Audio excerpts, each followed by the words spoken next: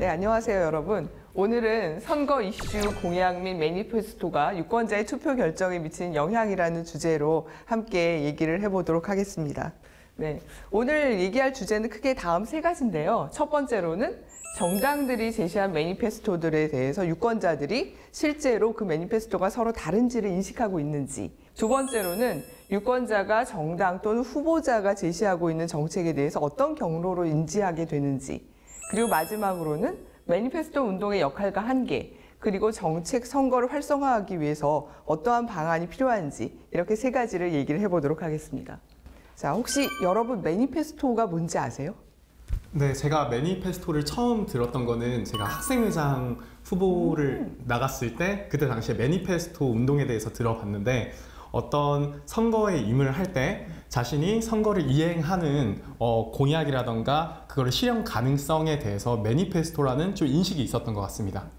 네. 정답입니다. 사실은 선거에 나갈 때 후보자가 제시하는 이런 정책, 그리고 어떻게 그 정책을 이행할 건지가 매니페스토인데요. 그럼 본인은 학생회장 선거에 나갔을 때 매니페스토를 발표를 하셨나요?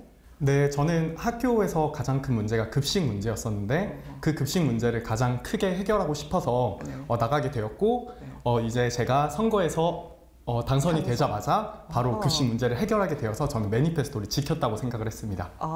예, 굉장히 바람직한 케이스입니다. 왜냐하면 많은 경우에 사실 매니페스토를 실천하지 않는 사례들도 많이 있어서 매니페스토에 대해서 유권자들이 인식을 못하는 경우도 있지만, 본인이 제시한 정책에 대해서 이것이 실제로 지켜졌냐, 이 부분이 사실은 매니페스토가 갖고 있는 한계 중에 하나인데요. 학생은 매니페스토를 실천까지 했다니 굉장히 훌륭한 후보였다고 생각이 듭니다.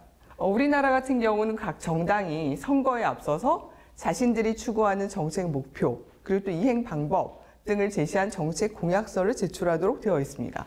그래서 대통령 선거, 국회의원 선거, 그리고 지방선거에 앞서서 각각의 정당이 10대 정책을 제출하도록 되어 있고요. 또 각 후보자들이 후보자 공약을 제시하도록 되어 있습니다.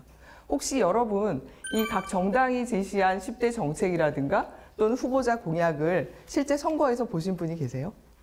그 선거하기 전에 공보물 보내잖아요. 예, 그렇죠. 거기 보면 내가 당선되면 뭘 이렇게 해주겠다.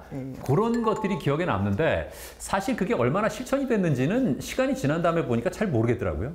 예, 맞습니다. 그래서 아까 말씀드린 것처럼 이 매니페스토나 공약이 갖고 있는 것 중에 하나가, 일단 후보자의 입장에서는 내가 되면 무조건 하겠다라고 막 지신하지만 실제로 이 공약이 얼마나 지켜졌는지를 선거 이후에 또는 4년 뒤에 다시 선거할 때 꼼꼼하게 제시하는 게 좀 부족합니다. 그래서 매니페스토가 잘 되려면 사실은 이행 정도까지도 잘 생각을 해야 될 것 같아요. 혹시 여러분 이 사람 누군지 아시겠어요? 네, 역시 공부를 열심히 하는 학생들입니다. 누군지 아시는 분 말씀해 주세요. 영국의 보리스 존슨 총리라고 알고 있습니다. 예. 영국의 존슨 총리죠. 이 보리스 존슨 같은 경우를 제가 여기서 굳이 영국의 총리를 여러분들한테 소개시켜 드리려고 하는 건 아니고요. 이거는 영국 보수당의 매니페스토를 보여드리려고 여러분께 말씀을 이렇게 보여드리고 있는 겁니다. 영국 같은 경우는 내각제 국가여서 그 집권한 정당의 당수가 총리가 되거든요. 그래서 현재는 영국의 집권당이 보수당이고 보수당의 당수인 보리스 존슨이 지금 총리로 있습니다. 근데 2019년도에 영국에 총선이 있었는데, 영국 같은 나라에서는 총선을 하기 전에 각 정당이 우리 당이 집권당이 되면 이런 일을 하겠다라는 것을 일종의 공약집의 형태로 국민들한테 제시를 하고, 이걸 심지어 돈 주고 팔아요. 근데 또 이걸 열심히 사요, 사람들이. 그래서 열심히 정독을 하고, 얘네가 되면, 보수당이 되면 나한테 이런 좋은 점이 있겠구나 라고 생각을 하고 본인이 지지한 정당을 찍게 되는 겁니다. 아니 근데 그 공약집을 돈 주고 팔아서 그걸로 영리 추구하는 거는 좀 아닌 거 아닙니까? 그럴 수도 있어요. 근데 아마 이 공약집 자체의 가격이 그렇게 비싸진 않기 때문에 아마도 뭐 인쇄비 정도 수준이 아닐까 싶어요. 근데 공약집을 돈 주고 산다는 건 그만큼 유권자들이 공약에 관심이 많다는 거잖아요. 우리나라 같은 경우는 사실 공짜로 집에다가 이렇게 다 보내주죠. 인터넷으로 또 뭐 다 가서 공약 확인할 수 있죠. 근데 사회자님 열심히 읽어보셨어요, 공약? 저는 나름 꼼꼼하게 보는 편인데, 글쎄요, 근데 우리나라에서 공약집 돈 주고 산다 그러면 그 정당 지지율이 적어도 5%는 떨어질걸요? 네. 정당의 정책과 후보자의 정책이 가장 일치할 수 있는 부분이 사실 대통령 선거거든요. 그래서 대선은 공약집을 굉장히 두껍게 만들어요. 물론 돈 주고 팔진 않죠. 그래서 이 영국의 사례를 말씀드린 거는 매니페스토가 처음 시작된 나라가 영국이에요. 그래서 정당 정치가 발전된 국가이고 또 이 영국 같은 경우에는 어느 당이 집권하느냐에 따라서 정책이 굉장히 많이 달라지기도 합니다. 이 화면은 중앙선거관리위원회의 그 정책 공약 알림이라는 화면입니다. 혹시 학생들 이 선거에 앞서서 이렇게 직접 들어가서 공약을 보신 적이 있어요? 오, 네. 어떤 선거에서 보셨나요?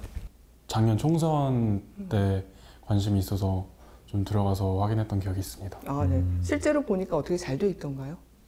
그냥 굉장히 형식적이고 명시적으로만 되어 있다라는 생각이 많이 들었습니다. 네, 학생 말이 맞을 것 같아요. 왜냐하면은 특히 총선 같은 경우에는 각각 자기 지역구마다 국회의원들이 이제 후보가 나가게 되는데 지역구 선거가 어떻게 보면 더 중요하기 때문에 실제로 여기 정당 정책이라든가 매니페스토를 좀 소홀히 하는 측면이 있고요. 또 하나는 한국은 법률로 총선이나 대선 또는 지방선거에 앞서서 아까 말씀드린 것처럼 뭐 10대 정책 공약 이런 것들을 반드시 제출하도록 의무화하고 있습니다. 그래서 의무여서 제출을 하고 있지만 실제로 그 내용을 되게 꼼꼼하게 따져서 정리해 주지는 않죠. 아마 대선이었으면 좀 더 꼼꼼하게 했을 거예요. 대선은 굉장히 중요한 선거라고 생각하고 또 정당 입장에서도 굉장히 중요하게 공약집을 제시를 하고 있거든요. 그래서 아까 학생이 봤다는 것처럼 지난 21대 국회의원 선거 같은 경우에는 굉장히 많은 정당이 선거에 후보자를 제출하게 되는데요. 그렇다면 이제 실제로 들어가서 각각의 정당들이 제시한 정책 공약이 어떤지를 제가 4개의 정당만 뽑아서 여러분들한테 보여드릴 텐데요. 이 첫 번째 A당 같은 경우는 보시면 1순위 정책 공약이 벤처 4대 강국 실현입니다. 그리고 2순위 정책 공약이 소상공인과 자영업자의 안전망, 또 자생력 강화 이런 부분이고요. 그 외에도 기후 위기라든가 청년 여성의 주거 지원, 안전 강화 이런 것들을 주요 정책으로 제시를 하고 있습니다. 마지막으로 이 정책을 추진하려면 돈이 필요하잖아요. 그래서 이 재원을 어떻게 조달할 것인가의 방안까지도 얘기를 해주고 있습니다. 이 A당 같은 경우는 재원 조달 방안에 주로 세입 확대가 많습니다. 자, 그렇다면 이 A당은 어느 당일까요? 아, 네. 저는 민주당이라고 생각합니다. 네, 민주당이라고 생각한 이유를 말씀해 주실래요?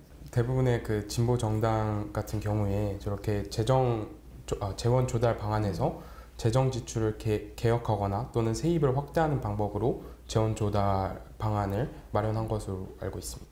아, 네, 맞습니다. 그래서 재원 조달 방안이라든가 아니면 정책을 보면 사실 민주당 정책이라는 걸 조금 관심 있으신 분들은 아실 수 있을 것 같습니다. 자, 다음 이제 B당인데요. B당은 첫 번째 1순위 정책으로 코로나19 국민과 함께 극복입니다. 그리고 그 2순위가 이제 재정 건전화, 3순위를 보시게 되면 법인세, 부동산세 등의 경감, 그리고 경제 활성화 이런 얘기가 들어가 있죠. 재원 조달 방안도 보시게 되면 그 앞에 A당 같은 경우 주로 조세 창출을 통해서 재원을 조달하겠다고 얘기를 했는데 B당 같은 경우에는 기금을 활용하겠다. 또는 여유 자금을 활용하겠다 이런 얘기만 있지 실제로 세금을 더 많이 걷겠다는 얘기는 전혀 없어요. 자, 이 B당은 어느 당일까요?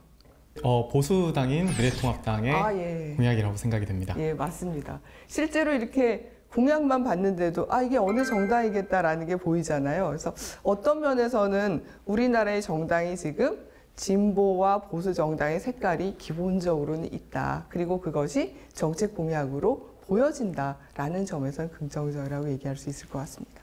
자, 이제 세 번째 정당으로 갑니다. 자, 이 C당 같은 경우에는 그린 뉴딜 정책을 추진하겠다라는 게 1순위 공약이고요.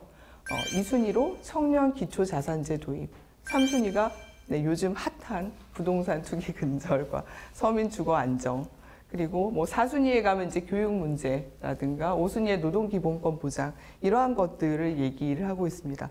그럼 어느 당일 네, 것 저는 같아요? 정의당이라고 생각했습니다. 그 네. 5번째 정책에 보면은 노동 기본권 보장이라고 되어 있는데 노동 관련 문제를 주요한 이슈로 다루는 정당이 정의당이라고 생각해서 정의당이라고 지목했습니다. 네, 맞습니다. 예, 이건 이제 정의당의 공약이었고요. 제가 지금까지 이렇게 3개의 정당을 보여드렸는데 특히나 재원 조달 방안이라든가 주요하게 생각하는 정책이 무엇인지 좀 차이가 있어요. 물론 3개 정당 모두 경제 활성화라든가 경제와 관련된 주요 공약들이 있긴 하지만 그것들이 어떤 순위에 들어가 있는가 이런 것들을 보시면 어느 정당의 정책인지 그리고 내가 지지하는 정당은 어디인지를 여러분들이 아시게 될 수 있을 겁니다. 자, 마지막으로 이 D당 같은 경우에는요. 약간 정책을 보시게 되면 앞에 있었던 그 3가지 정당하고는 좀 다르다는 걸 아시게 될 겁니다. 왜냐하면 1순위가 국회법과 정당법 개혁이에요. 혹시 여러분 중에 나는 정치 개혁이 굉장히 중요하고 정당의 주요한 정책이 정치 개혁이어야 된다라고 생각하시는 분이 계신가요? 개인적으로 지금 저는 정당들의 가장 큰 문제가 전 공천 과정에서의 문제가 좀 있다고 생각을 하는데요. 그런 부분을 먼저 개선을 하고 정당을 운영하는 게 좋지 않을까라는 생각을 좀 많이 했습니다. 사실은 공천을 잘해야 좋은 의원이 우리를 대표하게 되는 것이어서 적절한 의견이라고 생각을 합니다. 다만 이제 사실 우리나라뿐만이 아니라 많은 국가에서 정당이 정책을 얘기할 때는 주로 경제 공약이 앞순위에 많이 들어가요. 왜냐하면 아무래도 사람들이 정치도 중요하지만 내가 어떻게 먹고 살 건지, 내 일자리는 안전한지 뭐 이런 것들에 더 관심이 많기 때문에 경제 공약이 적어도 2, 3순위 안에는 들어가게 되어 있거든요. 근데 이 정당 같은 경우는 경제 공약이 7번에 들어가 있습니다. 3개의 정당과는 좀 다른 특성을 보인다라는 것을 알 수가 있습니다. 혹시 이 D당이 어느 당인지 아시는 분 계세요? 네, 국민의당으로 알고 있습니다. 네, 맞습니다. 국민의당이었습니다. 아마 이 국민의당이 정책 순위를 이런 식으로 앞에 다른 정당들과 다르게 제시한 거는 국민의당 같은 경우에는 지역구 선거에는 후보를 추천하지 않고 비례대표 선거에만 후보를 추천을 했습니다. 그러다 보니 당시에 이슈가 됐던 것, 특히 정치적인 이슈들, 이런 것들을 주로 공약으로 제시하게 된 것이라고 생각이 됩니다. 그래서 이 정당별 그 매니페스토의 경향을 분석을 해보시면 21대 총선 같은 경우에는 주로 지역구 선거에 참여하는 정당은 경제 정책이라든가 부동산 정책, 일자리 정책, 이런 경제 관련 정책이 선순위를 차지하고 있고요. 반면에 비례대표 선거에 참여한 정당은 사회적 이슈 또는 정치 개혁에 초점을 맞추는 경향이 있습니다.